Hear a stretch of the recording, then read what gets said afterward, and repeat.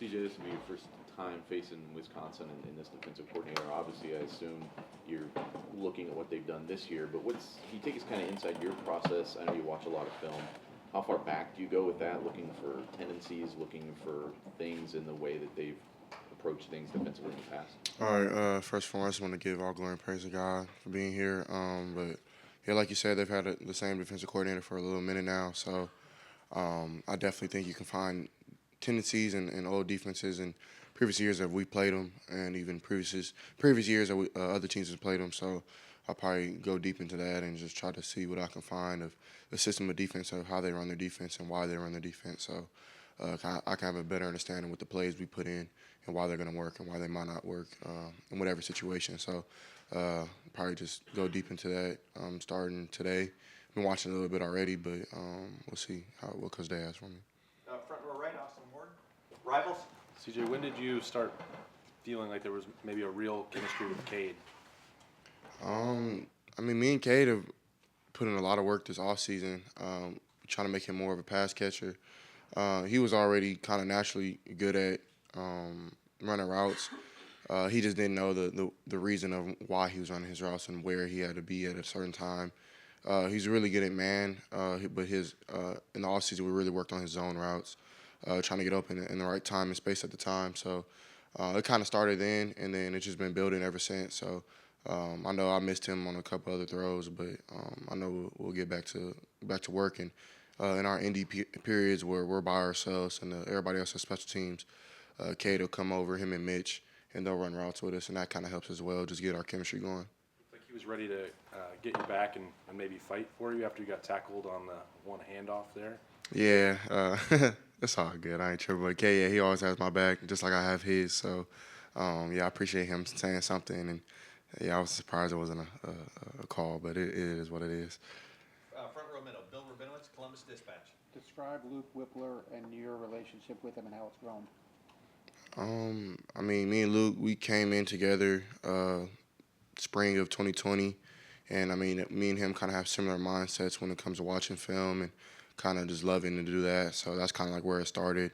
I mean, I really wouldn't say that it's grown since last year. We've kind of done the same thing, which worked, so we didn't really want to switch anything. But at the same time, we're both just smarter, just because we have we have games on our belts now. We're leaders on the offense. So I definitely feel like me and him will continue to do great things and just be sound with our communication and just be better. So I know that'll happen soon. His personality? He's like I think he's really outgoing.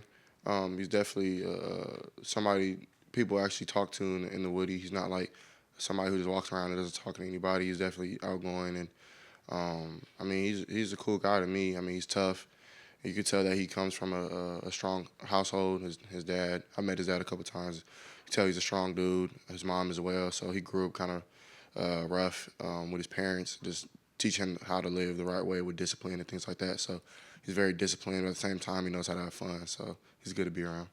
Far left, Jared Smalley, WCMH. Hi, CJ. We've asked you the past couple of weeks about expanding your game, rolling out of the pocket, extending plays with your feet, carrying the football. Can you explain how that is going to diversify your portfolio, right? You're thinking like financials. You're thinking about how you can threaten the defense in so many different ways. How important is that to you, not only at this level, but at the next level as well, about presenting the diversity of skill to a defense to make them plan for it every week? I mean, I don't really honestly think about stuff like that. I just go out there and play. If the throw is there, I'm throwing the ball. But I mean, if running presents itself, then that's when I'll take that into consideration. But I mean, whatever people think, I mean, whatever you are on film is who you are. So at least in the football world. So I mean, if that means I can run the ball, so be it. If it doesn't mean it at all, I'm not. That's not in my mind to really judge myself. I'm just trying to win games, honestly. So and honestly, I love spreading the ball around to all different guys. So that's using the scramble drill to find somebody open.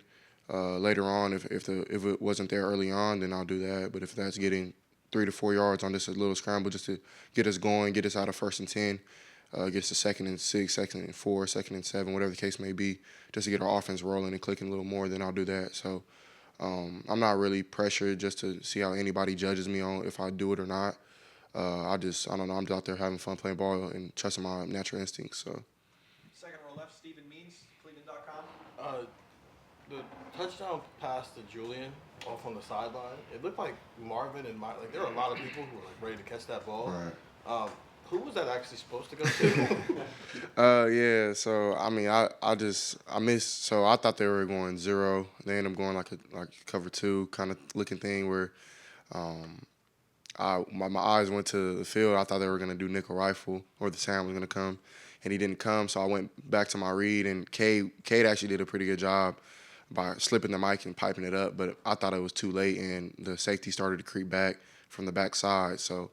That's why I just kind of went to Julian. He ran a good route, but they had a flat defender who took that away, and then a man player ran with my end. So I try to do my best just to make the play, extend the play, and just roll to the right, trying to see where my options at, try to make people miss if I have to. And then I see Mayan trying to like box out his defender. He's like boxing him out like it's basketball, which I thought was funny. And then Julian is kind of like, he's like running his route, and then he like slips his guy, goes back out like he's running the corner, and then out of the side of my eye, I see Marvin like just hauling because he was on the other side on the slant, and he just kept hauling. He was hauling. So I seen Marvin, and I seen Julian, and I was like, man, I don't know. So and then by the time I threw it, I mean Julian got it, and honestly, I don't really know. I kind of just give him a shot. I think if it didn't go to Julian, Marvin's gonna catch it. So.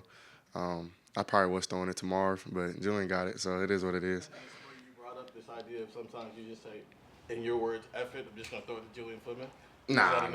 Heck nah, Cuz they wouldn't like that, so I got to be smart with the football. He actually questioned me, he was like, what'd you see? I was like, I knew I was throwing it to Marv, and he knew I was throwing it to Marv, so it ended up working. He likes when I create plays like that. Just got to be smart with the football, because it happened again in another drive, I think at the end of the game. One of the end of the game plays of mine, and I just threw it away just to be smart. I accidentally hit a girl, and I apologize. Whoever you are, I'm super sorry. I did not mean to. So. Yeah. Second row right, Doug Reese, Cleveland.com. CJ, when you're taking us through a play like that, have you gone back and watched that on film a couple times, or are you recalling that from in the moment of how that play unfolded? A little bit of both. I like seeing things back there, because like we only get 12 games a year, so you got to bottle stuff up like that. You know what I mean? So it's not like basketball where you get 82, or like any other sport where you get a whole bunch of games. Baseball.